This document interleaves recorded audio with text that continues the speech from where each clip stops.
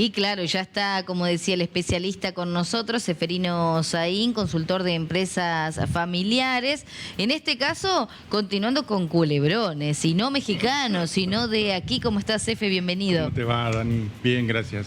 Bueno, algo nos habías prometido la semana pasada, tiene que ver con esta lucha de poder entre machos alfa, Exacto. así lo mencionabas vos. Veníamos viendo el tema de la jaula de oro, en principio, después el hijo que quiere ser más dueño que el dueño, y ahora este punto de vista de los hijos también que tiene que ver con... El tema de los machos alfa viene una metáfora del estudio que se hace de los lobos, ¿no? En la década del 40 y 50 en Suiza. En principio se creía que había un lobo que manejaba toda una manada. Después se descubrió, después del 70, que en Estados Unidos que no, los lobos salvajes se manejan por la cabeza de un macho alfa y de una hembra alfa, pero de la familia, ¿no? Y que es muy raro que se pelee el jefe de la manada o la jefa de la manada familiar con uno de los hijos por querer ocupar ese lugar, ¿sí? Pero de todas maneras ya había quedado instalada esta idea del macho alfa en los grupos sociales que dominaba ese grupo social. Bueno, en la empresa familiar pasa algo así entre padres e hijos. Cuando los hijos... Bueno, hay tres factores, hay muchos, pero hay tres factores que queremos destacar. Por un lado, tenemos la competencia del liderazgo y la diferencia generacional. Concretamente tiene que ver con un hijo querer ocupar el lugar del padre.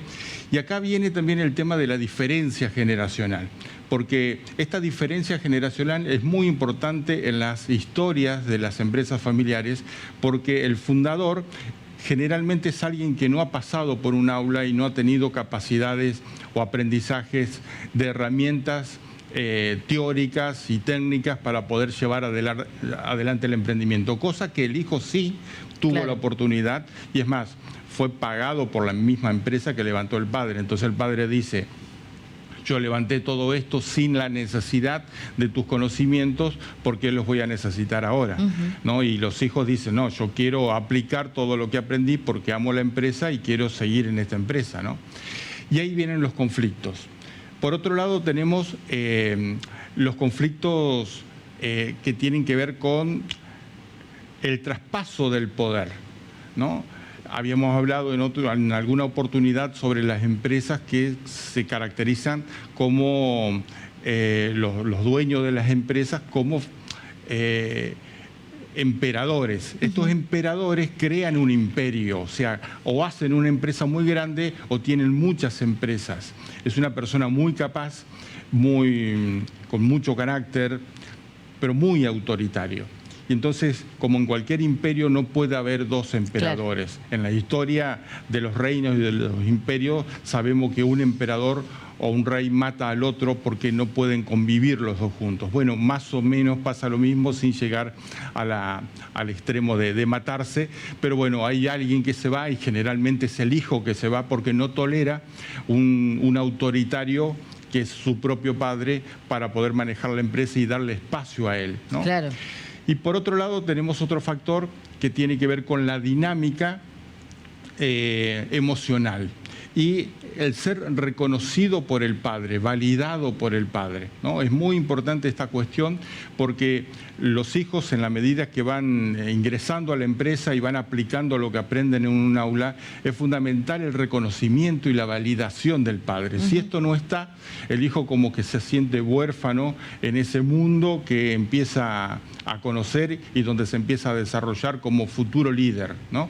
Entonces es muy importante que los padres validen y reconozcan a los hijos como líderes y futuros líderes de la organización, porque eso potencia emocionalmente a los hijos y, bueno, lleva mucha tranquilidad en la familia, porque lógicamente cuando el conflicto está instalado entre padres e hijos, es un conflicto que es generalizado en toda la familia, ¿no es cierto?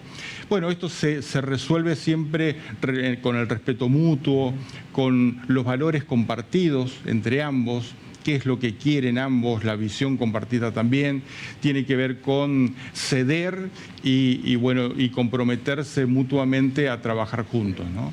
Y en ese sentido, mira, escuchando tu relato me remontaba a lo que pasa no solamente en las empresas, sino en la familia. En las familias, Seguro, porque la valoración y la enseñanza que les damos a nuestros hijos, primero la enseñanza, pero después darle una responsabilidad, pero reconocerle ese logro, darle su lugar, su espacio y valorarle lo que pudo lograr, lo forma como persona. También esto que vos decís lo forma no solo como persona, sino como empresarios. Qué importante, o sea, es algo que tal vez ya tenemos la falencia desde la casa, no solamente en la empresa. Bueno, la empresa familiar en la empresa siempre va a repercutir la formación y las dinámicas familiares que se empezaron en la familia, ¿no es cierto? Y en este caso, un padre nunca deja de ser padre, no hay nombre para eso, ¿verdad? Para un hijo sí, que la palabra es huérfano cuando falta el padre, pero cuando falta un hijo no hay nombre. En la empresa pasa lo mismo, ¿no? Es muy triste cuando los hijos se van por lo autoritario que es el padre frente a la relación y el manejo de las situaciones. ¿Qué pasa con esa empresa? Y esa empresa tiende a morir porque cuando falta el fundador nadie quiere tomarla o se malvende, ¿no? Y se venden el patrimonio que pueda llegar a tener. No se sabe llevar adelante. Por supuesto, si el hijo se fue y no se empleó en otro trabajo donde es un empleado y no tiene la posibilidad de desarrollarse como líder, bueno, lógicamente si toma la empresa del padre que falleció, lógicamente no va a tener buen futuro, ¿no es cierto? Es muy interesante esto de poder entender el traspaso del poder que tiene que ver con esta conversaciones que siempre charlamos sobre la cuestión de la planificación del traspaso del poder, ¿no? Y más si hay varios hijos que quieren ese poder, ¿no? Claro. Hay que planificarlo, hay que decidir cuándo se va a hacer, quién lo va a tomar, por qué lo va a tomar, cómo se va a llevar adelante como equipo de hermanos la empresa. Es muy, muy importante conversar todo esto porque en el momento que ocurre la faltante del padre, por una cuestión de muerte, lógicamente, bueno, o una enfermedad que lo imposibilita levantarse de la cama, bueno, entran los conflictos entre los hermanos, claro, ¿no? Y esa es otra historia que después lo vamos a tocar, pero fundamentalmente el padre no hizo los deberes, que era preparar ese momento que sí o sí iba a ocurrir, ¿no?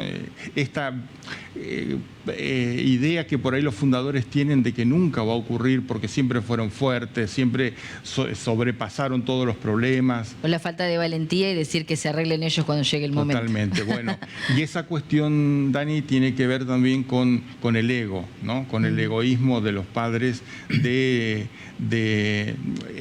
dejar una mochila muy, muy pesada que no solamente puede llegar a destruir la empresa, pero sí seguramente va a destruir la familia, ¿no?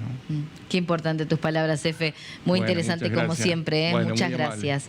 Así pasaba Seferino Saín con esta guerra entre machos alfa, el poder en una empresa familiar, pero la responsabilidad que cada una de las partes, sobre todo el fundador, tiene en dejar este legado lo más armónicamente posible, que no se destruya la familia, pero la empresa, pero por sobre todo que no se destruya una familia.